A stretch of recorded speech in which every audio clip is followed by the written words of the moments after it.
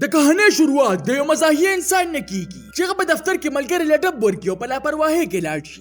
د حرکت د دفتر مالک وویني او د ټولو خلکو د روان دی د بې عزته کولو نه پسې د کار وباسي. د ملامت او په سټیټۍ سره د خپل سامان سره روان چې په لفټ کې د ترایات شي چې موبایل خورانه بره پاتې شو. د چې څنګه بره لاړ شي نو عجیبه منظر ته په انتظار دی. یو سړی ویني چې د روان دی هغه جنې ولي د چا د وجه چې د نوکرۍ نه وباسل شو. د پټ شو په خوش قسمتۍ سره د هغه ورته خیال نشي. بیا چې کله هغه قاتل د لاش په پټولو کې مصروف نو دی دفتر کچن ته ورننوځي او هلته موجود ملګری په زور د ځان سره روان کی. وی دلته قاتل دی. دی په منډو کې د لفټ خواله راورسي خو هغه کار نه کوي. دی ورته وایي وی راځه چې پولیس له اطلاع ورکړو او دفتر ته ورننوځي. دی د مشر د کمرې د کولا بخولو ډیر کوششونه وکړي خو کولا یې نه کړی او مجبوراً د موبایل په تلاش کې په ټول دفتر کې ګرځېدل شروع کړي. ملګری ته د موبایل په لاس ورشو د مخ سره پولیس ته رنګ ملو کی خو د بدقسمتۍ نه د خبره شروع کړي نه چې د شاده اړخ په څو کلاس کې دی په شي چې اوس د رنګ هیڅ فائدہ نشته موبایل کې دی. هغه ورلا په سر تمانچه کې دی. وی ته خسړې تازه نه وجنم چې دی ورته وایي وی زما تا سره هیڅ قسمه څه دښمنی نشته.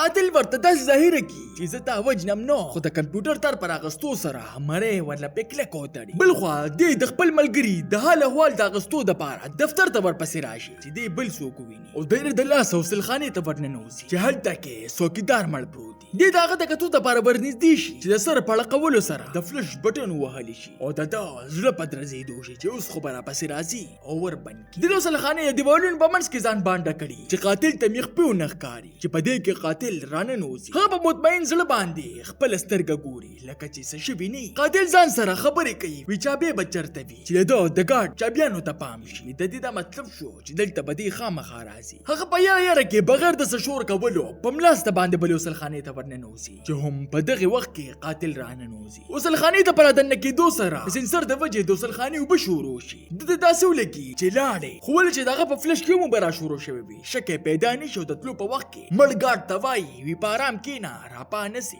دی لږه په کولو زړه باندې ساه واخلي او پټ په پټه موبایل را واخلي او پولیس ته رنګ میلو کړي. خو څنګه چې پولیس رنګ اوچت کړي نو چارج د وجې موبایل بند شي. دی مجبوراً موبایل چارج ته ولګوي او خپل مړ ملګري هم وویني چې په دې کې د چا په کالو پوهه شي او غلي پټ شي. دا هغه قاتل چې د ملګري پسې راغلی. دی په ناسته په یو ګوټ کې پناه واخلي او غلي قاتل ته ګوري او د قاتل د کتونه مخکې په تادې سره کی چې پکې ناستو باندې د خواته مړی ښځې ته پام شي چې د هغې نه سخت یریږي او بیا په یوه سترګه قاتل ته ګوري چې هغه په موبایل خبرې کوي او سره د ملګري یې د خواله راشي خو یې نه ویني. هغه اخوا دېخوا وګوره بیا په منډه باندې د موبایل را واخلي چې په هغې باندې د ښځې مسلسل رنګونه را رواني. هغه ورته رنګ کټ کړي او شک یې را پیدا شي چې دلته څوک شته. هغه اوازونه شروع کړي وي دا موبایل د چا دی په دې رنګ دی. بل خوا د منیجر په کمره کې داخل شي او د خپل عقل نه کار اغستو سره پاڼه را واخلي او اور ورته کی او بیا د اور د ایمرجنسي والا سنسر ته ونیسي چې د اور د لګېدو خبر پولیسو او د اور ادارې ته ورسي. خو د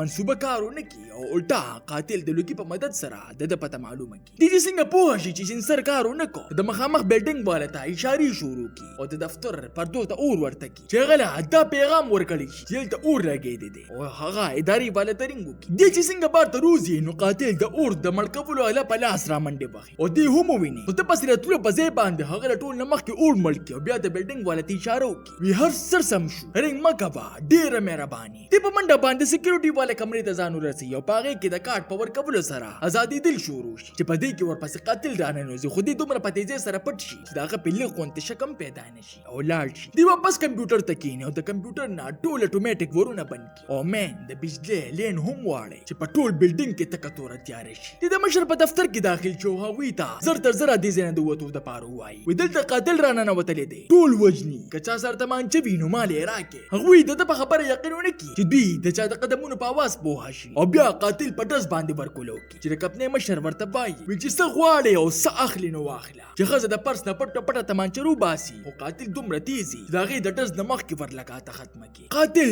د هغې نه تمانچه اخلي او دوی د دې موقع نه د فایدې په اغستو سره بار ته منډه وکړي. قاتل چې کله لاړ شي نو دوی واپس د مشر خواله راشي او د دې کس او د کمپنۍ د جرم په باره کې ته تپوس وکړي چې هغه ورته وایي وایي دا ښځه زما ملګرې وه او د دوی خلاف په یو غټ کیس کې دا ګواه وه. دوی ورته وایي که د مقصد د ښځې مړ کولو نو دوی تر اوسه پورې د بلډینګ ولې لا نړه. په دې کې دوی د سره ماتولو اواز واوري چې په ورتلو سره دوی ویني چې قاتل لګیا دی د یوې کمرې ور ماتی. وایي د دې سړي ارادې خو ماته ټیک نه ښکاري د ده مقصد مقصد د ښځې د مرګ نم ډیر لوی دی او دی د لاس دواړه په دفتر کې پټ شي. دی موبایل را واخلي خو چې کله د رنګ د ملاوهلو وخت راشي نو په هغې کې د مخکې یو نمبر پروت دی چې دی په دې دوست سره دی حیرانه پاتې شي. مالک ترې تپوس وکړي چې دی ورته وایي دا د هغې موبایل نمبر دی په کوم چې قاتل خبرې کولې. دې پورې دوست سره مشر یې پاڅي چې قاتل یې وولي او مسلسل ډزې پې شروع دی په هغې ډزو کې د مشر کمرې ته راشي او دی ور د وینې د درولو دپاره لاس د مخ سره کلکو تړي. د دې کمرې ور په ټول دفتر کې د ټولو نه مضبوطو چې په هغې باندې د دوی دومره یقین و چې قاتل ته موبایل پسقوي. په دې موبایل باندې به اوس زه پولیس راغواړم او هغې ورته لاک کړي. د دې په لیدو سره قاتل ورپسې په خندا شي وایي تاسو خو خپله وکړه ما تاسو پرېښودې خو اوس په تاسو تماشه کوئ. خبرله د موبایل نه ښځې ته میسج لیږلی وي وایي خوشخبري درله در کومه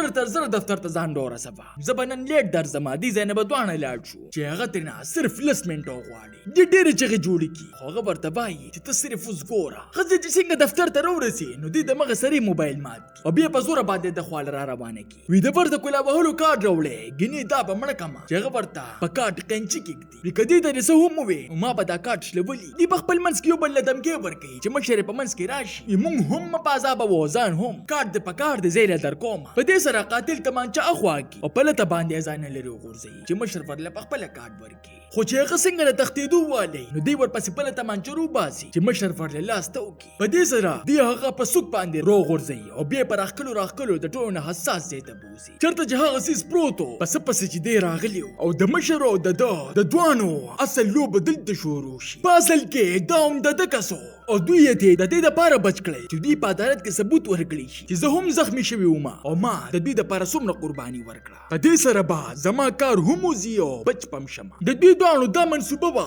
چې دغه ټول د ریکارډ نه ډکه کمره په بم والوزو. قاتل بم ازاد کړو چې څنګه د تلو وال نو هغې بار تمانچه په لاس انتظار کوي خو قاتل ورله د مخکې نه انتظام کړی و. ښه د تمانچې نه ګولۍ ویستې وې او خپله تمانچه ورپسې روباسي چې د ښځه ورپسې د مخې سرې هغه مضبوط او محفوظ وربند کړي چې دی د کارډ په ذریعې سره د کلا وهلو کوششونه کوي خو کلا یې نه کړي ولې چې دغه کارډ نقلي و او اصل هغه سره په لاس کې دی بې هم د مخکې نه پوهه شوی و. په دې کې د بم را یاد شي خو چې راځي هغې اور اغستی اور په ده پسې هم انخلي او دی په ټوپونه شي او په لږ ساعت کې د لوګو د وجې هغه بېهوشه شي. دا منظر د بار نه ښځه خاوند ګوري او د دروازې د کلا وهلو فیصله وکړي چې اهم ریکارډونه د سوزورو نه بچ کړي شي. هغه المارۍ دیګه را دیګه کړي او په څه نسه طریقې سره اور مړ کړي چې قاتل ورپسې راپاسي او ناڅاپي ګزارونه پې شروع کړي او دومره ورته غوسه وي چې خپل سر ورسره جنګوي او په خوله یې وخي چې ښځه د اور د مړ کولو اله راوچته کړي او دل یې روولي خو د زخمي باوجود ښځه ځان نه خوا کړي چې خاوند یې پرې راباندې کړي او په دې کې مشر یې رادن نشي او دی وولي او په آخري وخت کې قاتل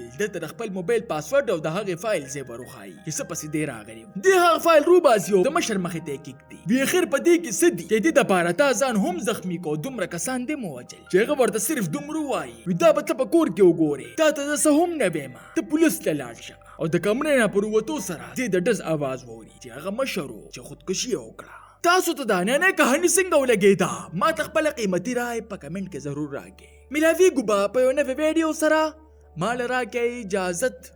بای بای.